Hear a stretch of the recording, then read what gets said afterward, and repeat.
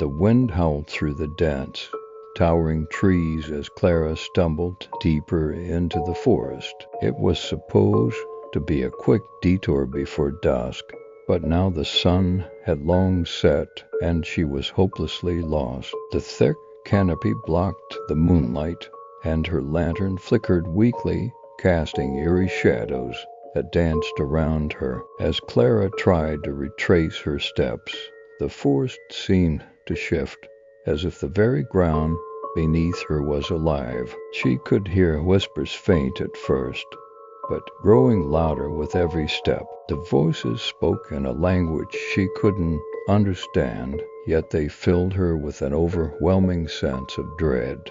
Something was watching her.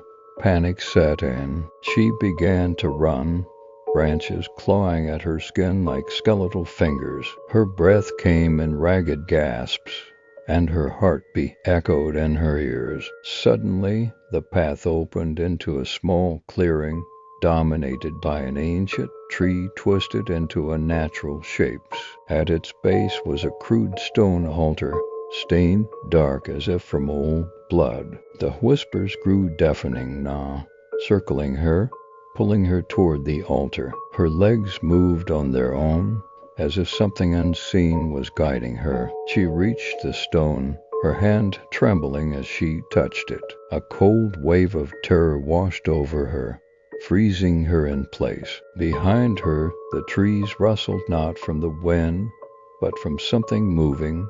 Slowly, Clara turned. In the shadows stood a figure, pale and gaunt, with hollow eyes that gleamed faintly in the dark. It smiled, revealing rows of sharp, needle-like teeth. The whispers stopped. Silence hung in the air. Clara opened her mouth to scream, but no sound came out. The figure stepped closer, its skeletal hand reaching for her, and everything went black.